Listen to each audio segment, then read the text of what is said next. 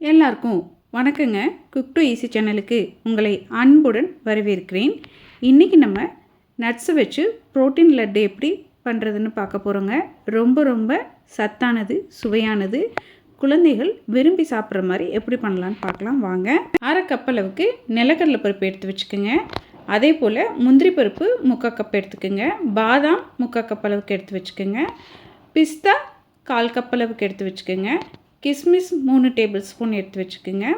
இது கூடவே watermelon seeds, pumpkin seeds, அது போலவே ஃப்ளாக்ஸ் சீட்ஸு, தாமரை விதைகள், இது எல்லாமே எடுத்து வச்சுக்கணுங்க. இது கூட வாசனைக்காக ஏலக்காய் 2லேருந்து 3 வரைக்கும் நம்ம எடுத்து வச்சுக்கலாம். எப்பயுமே இது மாதிரியான லட்டு ரெசிபி செய்யும் பொழுது முதலையே எல்லா பொருட்களையுமே நம்ம எடுத்து வச்சுக்கிட்டோம் அப்படின்னோம்னா ரொம்ப சுலபமாக நம்ம இந்த லட்டு ரெசிபியை பண்ணிடலாங்க.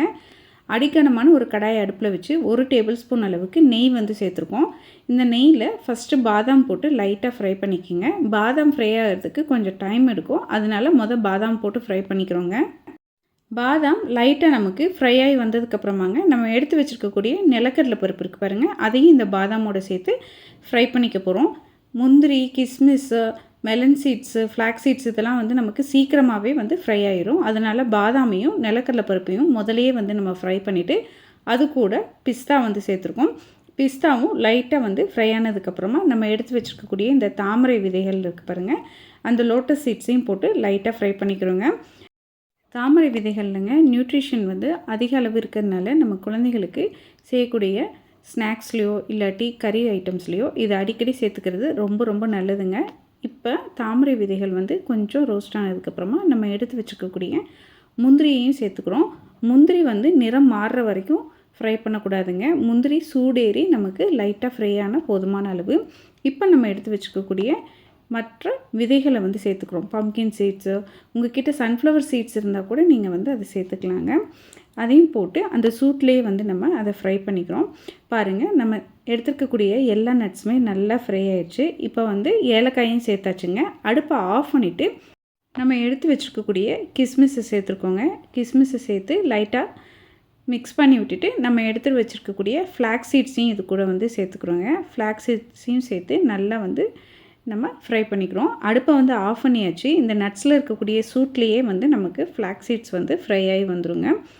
உங்களுக்கு எள்ளு சுவை பிடிக்கும் அப்படின்னா இந்த ஸ்டேஜில்ங்க 3 டேபிள் ஸ்பூன் அளவுக்கு எள்ளையுமே போட்டு நம்ம மிக்ஸ் பண்ணி விட்டோம்னா இந்த நட்ஸில் இருக்க சூட்லேயே அது நமக்கு ஃப்ரை ஆயிரும். இப்போ இதை கம்ப்ளீட்டாக ஆற வச்சுட்டு நம்ம கிரைண்ட் பண்ணி எடுத்துக்க போகிறோங்க. இந்த நட்ஸ் எல்லாம் ஆறுறதுக்குள்ளேங்க நம்ம இதில் இனிப்பு சுவைக்காக கருப்பட்டி எடுத்துருக்கோம். 2 கப் அளவுக்கு கருப்பட்டி எடுத்துருக்கேங்க.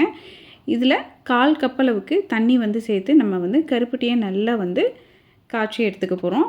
இதுக்குள்ளே நட்ஸ் எல்லாம் நமக்கு ஆறி இது மாதிரி பவுட்ரு பண்ணி எடுத்து வச்சாச்சுங்க.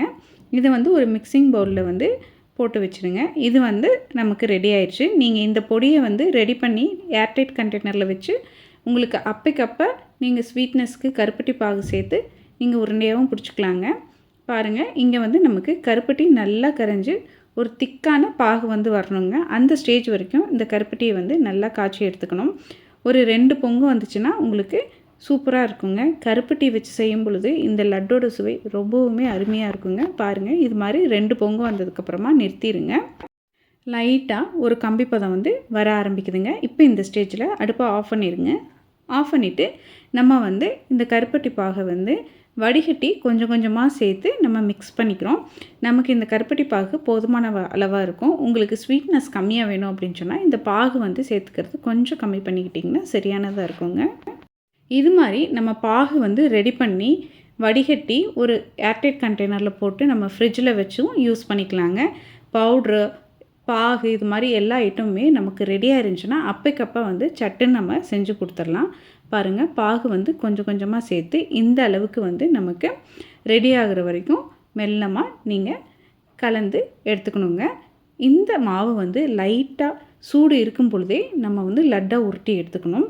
உங்களுக்கு தேவையான சைஸில் இதை உருட்டி எடுத்துக்கிட்டிங்கன்னா அருமையான ப்ரோட்டீன் லட்டு வீட்டிலே நம்ம ரெடி பண்ணியாச்சுங்க.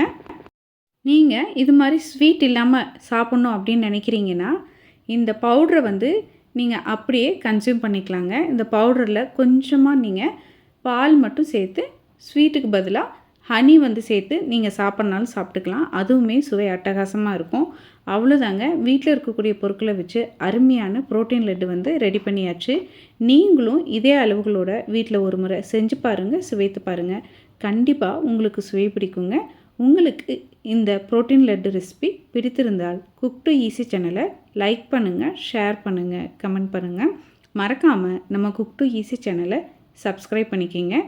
எல்லாருக்கும் வணக்கங்க.